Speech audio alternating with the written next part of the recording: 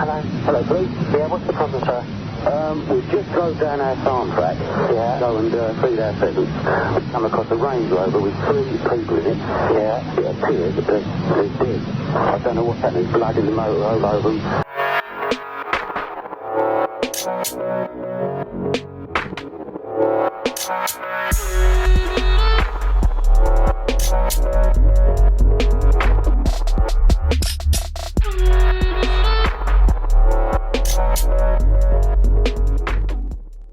And welcome back to a new video on the Essex Boys case. As always, if you are enjoying the content, please do give the video a thumbs up. And if you're interested in the Essex Boys case, or simply true crime in general, don't forget to hit the subscribe button below.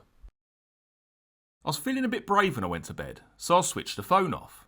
I woke up at around 5 AM feeling like an absolute pansy and dialed 1471. Jack had called me at around 2:30 AM. Shit. I decided to call him back and pretend I'd fallen asleep. Why? Well, I still felt involved in the whole murder thing and didn't think I could just walk away just like that. Oh yeah, and I was also terrified of what he might do if he thought I was avoiding him. But at the back of my mind, I was really hoping that Jim had done his job and they'd all been banged up. I got through to Jack right away and he sounded really pleased to hear from me. He'd been fast asleep and needed to get up to meet the boat when it came back into the harbour.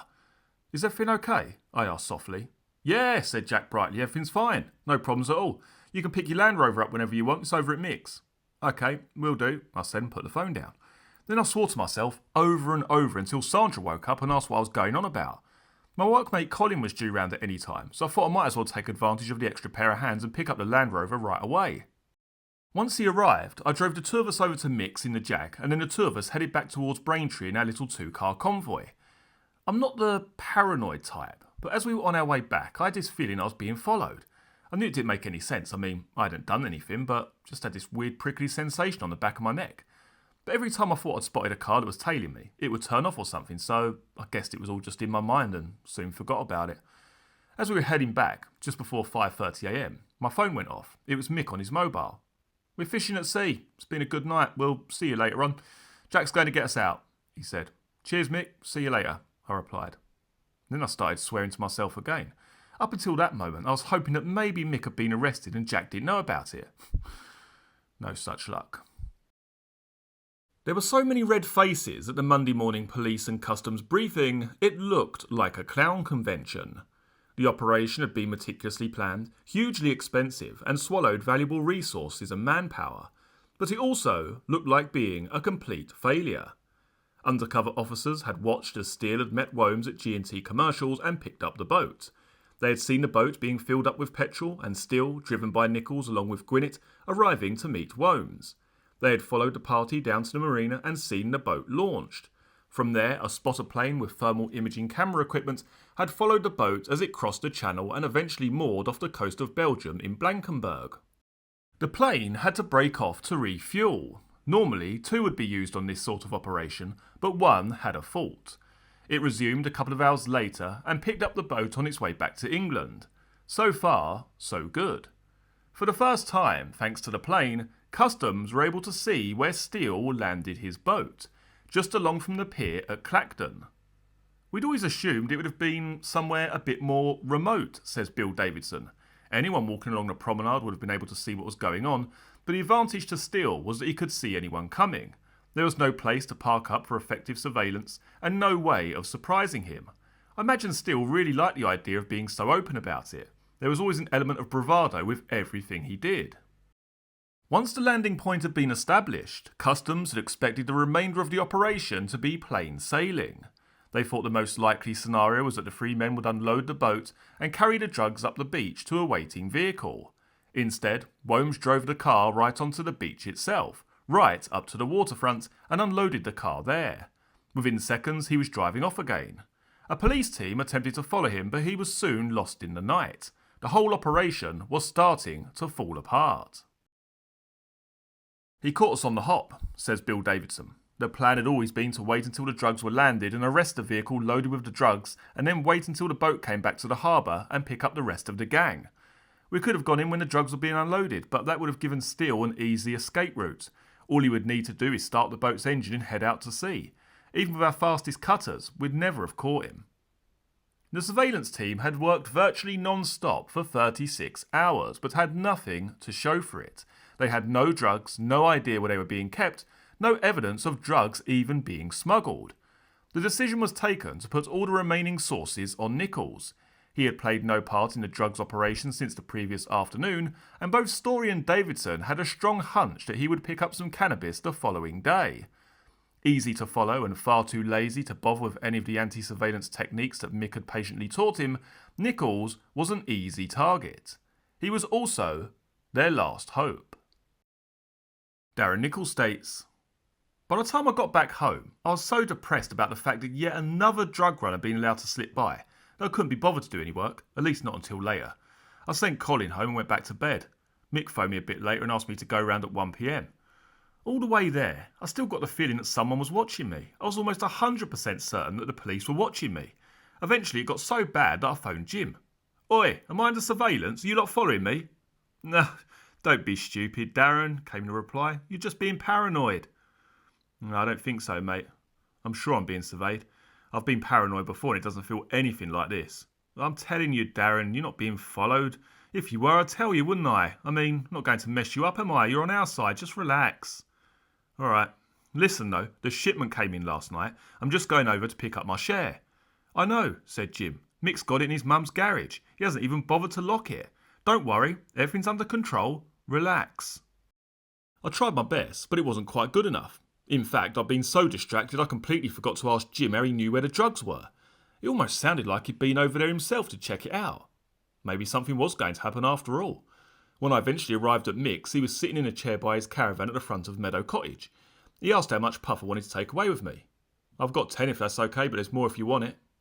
10 kilos? £22,000 worth? He obviously had it coming out of his ears. That was more than enough. I opened the toolbox and Mick threw the bars in, counting each one off until he reached 40. As they hit the bottom of the toolbox, I rearranged them neatly in order. I'd made Colin wait around the corner. I didn't want him getting involved, but when I returned I put the toolbox of the drugs in the back of the van and let him drive it with me following behind in the Jag.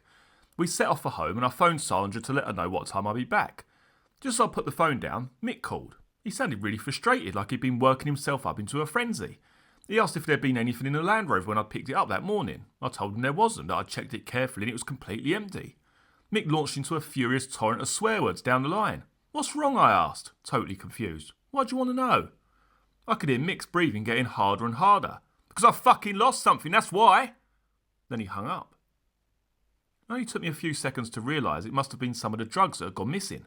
As soon as it clicked, I was overcome with a huge fear that Mick might think I was responsible, that I was trying to rip him off. What with Jack being on the warpath and having threatened me the night before, that was the last thing I wanted. I phoned Mick back immediately. 'Have you lost what I think you've lost?' He was still fuming. 'Yes, I have.' I assured him it was nothing to do with me, nothing to do with the Land Rover. Okay, he said and hung up. I was so caught up in what Mick was saying that I barely noticed a half-dozen police cars ahead of me and behind me until they switched on their sirens. A couple of them pulled right in front, forcing me and Colin to stop. All I could see around me were flashing blue lights and dozens of uniforms heading towards me. Quick as a flash, I locked all the doors in the Jag, wound up the windows, pulled out my mobile and started dialing like a maniac. As soon as I heard Mick's voice, I spoke. 'I'm being arrested!' I said. The mixture of fear and excitement must have done something to my voice, because Mick didn't even recognise me. 'Who's that?' he said. 'It's Darren, I'm being nicked!' There was a pause, and I thought I heard him swear. Then the line went dead. By now, 2 or 3 coppers were banging on the windows of the Jag, telling me to put my phone down and get out of the car. I dialed again. Sandra picked up on the second ring. 'Sandra, I won't be home after all. I'm being stopped by the police. I'll try and call you later. Bye.' Outside the car, the coppers were frantically trying to get in. They'd taken out their batons and were tapping them on the glass. They started telling me in a really nasty way what was going to happen if I didn't open the door there and then. But I had one more call to make. He wasn't at his desk, so I called his pager. 'DC Jim's message service,' said the woman. 'Can I take your message, please?' 'Yeah, the fucking message is, I'm being nicked.' There was a stunned silence. 'I'm sorry, sir,' the woman said. 'I don't think I can send that particular message.' I was looking out the window, and I could see the cop nearest me contemplating breaking the glass. I had to act fast. 'All right, just tell him that Darren's been arrested.' The last 2 phone calls I have no problem with, but up until this day, I can't explain why I called Mick, let alone why I called him first. It's a complete mystery. After all, I've been doing everything in my power to engineer him being arrested for weeks. So it made no sense at all for when I thought it was finally happening to tip him off and give him the chance to get away. The only reason I can come up with is that I wanted to protect myself, to stop him thinking that his arrest had anything to do with me. Stupid, really. But I guess I wasn't thinking straight at the time. The second I stepped out of the car, they grabbed the phone off me, handcuffed me behind my back, while I watched Colin being led off to a police van. "Do you know why you've been pulled up?" said the copper nearest to me. I shook my head. "Where have you come from?" he said. "Colchester," I replied. "Well," said the policeman, trying to think on his feet, "there's been a number of burglaries in Colchester and we've pulled you over because we'd like to search your van." I nodded. "OK, fair enough. But everything in the van is mine. Colin's just driving it for me. He's got nothing to do with anything. It's all down to me." It didn't take them long to find the toolbox. There wasn't anything else in the back of the van. "What are these then?" said the policeman. I thought I'd played a full one last time. "Well, they look like chocolate bars to me. What do you think they are?" The policeman smiled. "I think they're drugs." And that was it.